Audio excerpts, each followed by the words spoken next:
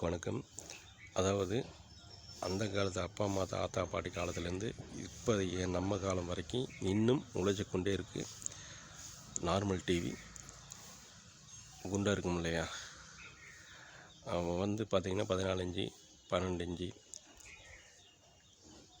28 29 last நல்லா உழைச்சிக்கிட்டு இருக்கு. இப்பயும் சில வீட்டிலலாம் பார்த்திங்கன்னா ஓடித்தான் இருக்குது.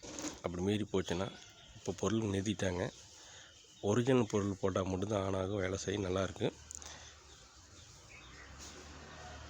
பார்த்தீங்கன்னா அது சில ஒரிஜினல் போட்டு எங்கேயாச்சும் பழசு கிடச்சுன்னா அது பழசை போட்டோம்னா நல்லா ஓடிட்டுருக்கு. இன்னும் 5 வருஷத்துக்கு ஓடும். அந்த மாதிரி டைப்பில் ஒன்றா இருக்குது. 20 வருஷம் ஆகி இன்னும் ஓடிட்டுருக்கு.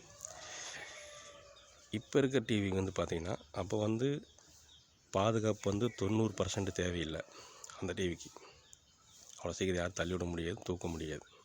ஆனால் இப்போ இருக்க டிவி வந்து நம்ம கண்ணு மாதிரி, ஏதாவது தூசு வந்து கண்ணு கலங்குது இல்லையா, அந்த மாதிரி லைட்டாக அமுச்சாலோ தொடச்சிட்டாலோ கோடு வரக்க ஆரம்பிச்சிடும்.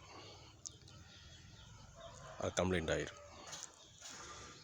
அப்போ என்ன டேபிள் வைக்க வேண்டியது இருக்குது. அந்த டிவியெல்லாம் இப்போ வந்து செவுத்தில் மாட்டிக்கிறாங்க. அப்போ சிடி பிளேயர் தேவை. இப்போ பென்ட்ரைவ் இருக்குது, நெட்டு கனெக்ஷன் பண்ணிக்கலாம். அது நெட்டு கனெக்ஷன் பண்ண முடியாது. அவ்வளோதான் வித்தியாசங்க. ஆனால் பாதுகாப்பு ரொம்ப முக்கியம். லைட்டாக அமுத்தி எடுத்துட்டாங்க கூட கோடு வரக்க ஆரம்பிச்சிடும். எல்இடி பொறுத்த வரைக்கும் பாதுகாப்பாக இருக்கணும். நம்ம கண் எப்படி பார்த்துக்கிறோம் அதே மாதிரி தான் எல்இடியும் பார்த்துக்கணும். எப்பயுமே வந்து தொடர்ந்து ஓயாமல் டிவி ஓட்டிக்கிட்டால் கண்டிப்பாக தாங்காது, மெல்ட் ஆயிரும். 2.25 நேரம் 3 மணி நேரம் ஓட்டிகிட்டு 2 மணி நேரம் நிறுத்தி வைங்க. அது எந்த பொருளாகட்டும், எலக்ட்ரானிக் பொறுத்த வரைக்கும் ரொம்ப முக்கியம். மீண்டும் அடுத்த ஆடியோ சந்திப்போம். நன்றி, வணக்கம்.